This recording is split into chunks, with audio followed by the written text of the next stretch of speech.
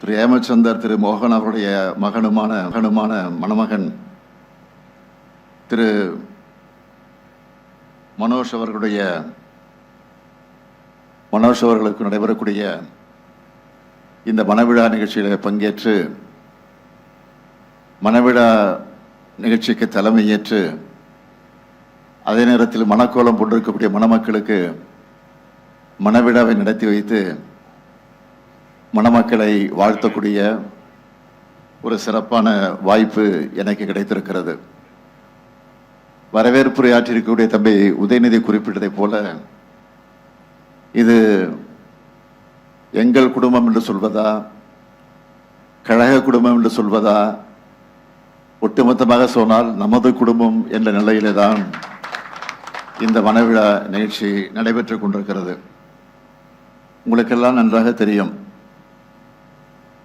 நம்முடைய நெஞ்சமில்லாமல் இருந்திருக்கக்கூடிய அன்பில் அவர்களுடைய கழகப்பணி இந்த மாவட்டத்தில் இருக்கக்கூடிய உங்களுக்கு நான் அதிகம் சொல்ல வேண்டிய அவசியம் இல்லை. தலைவர் கலைஞரிடத்தில் எந்த அளவிற்கு நட்பு கொண்டிருந்தார், தலைவர் கலைஞருக்கு எந்த அளவிற்கு துணையாக இருந்தார். இந்த திருச்சி மாவட்டத்தை பொறுத்தவரையில் கழகத்தை உருவாக்குவதற்கு, கழகம் இன்றைக்கு கம்பீரமாக ஓங்கி நிற்பதற்கு காரணகர்த்தாக்களில் ஒருவராக இருந்த அன்பில் அவர்கள் கடைசி வரையில கழகத்திற்கு, தலைவர் கலைஞருக்கு பக்கபலமாக இருந்தவர். அதை தொடர்ந்து அவருடைய திருமகன், என்னுடைய ஆரோக்கிய நண்பன் அன்பில் பொய்யாமொழி அவர்கள், அவர் எனக்கு எந்த அளவுக்கு பக்கபலமாக இருந்தார் என்பது உங்களுக்கும் தெரியும்.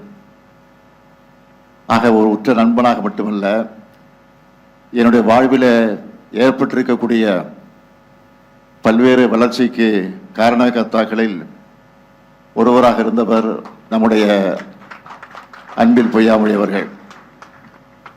ஆகவே அப்படி தொடர்ந்தது அந்த உறவு. அதற்கு பின்னால் இங்கே வரவேற்பு ஆற்றிய தம்பி உதயநிதி குறிப்பிட்டதைப் போல இன்றைக்கு அமைச்சராக பொறுப்பேற்றிருக்கக்கூடிய மகேஷ் பொய்யாமொழி அவர்கள் இன்றைக்கு எங்களுடைய குடும்பத்தில், குறிப்பாக உதயநிதி இடத்தில் எந்த அளவுக்கு நட்போடு பழகி அவர் இன்றைக்கு வளர்ந்து சட்டமன்ற உறுப்பினராக பொறுப்பேற்று, அமைச்சராகவும் பொறுப்பேற்று, பள்ளிக்கல்வித்துறை அமைச்சராக பொறுப்பேற்று, ஒரு பள்ளிக்கல்வித்துறை அமைச்சர் எப்படி பணியாற்ற வேண்டும் என்பதற்கு எடுத்துக்காட்டாக விளங்கிக் கொண்டிருக்கக்கூடியவர் தான் நம்முடைய அன்பில் மகேஷ் பொய்யாமொழி அவர்கள்.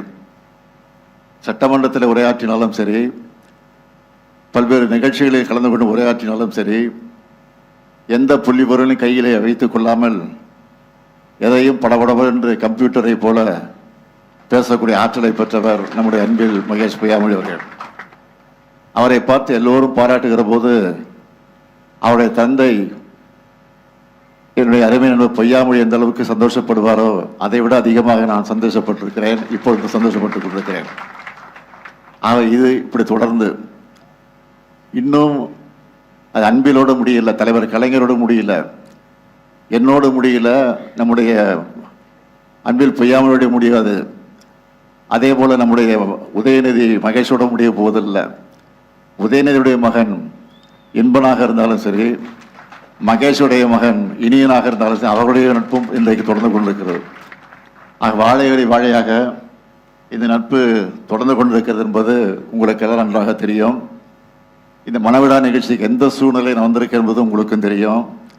நேற்று இரவு வரை கூட்டணி கட்சியோடு பேசி ஒரு ஒப்பந்தத்தை முடித்துவிட்டுத்தான், அது வெற்றிகரமாக முடித்துவிட்டுத்தான், எல்லோரும் பாராட்டக்கூடிய வகையை முடித்துவிட்டுத்தான் இன்றைக்கு நீங்கள் எல்லாம் வாட்ஸ்அப்பில், சோசியல் மீடியாவெல்லாம் பார்த்துருக்கலாம்.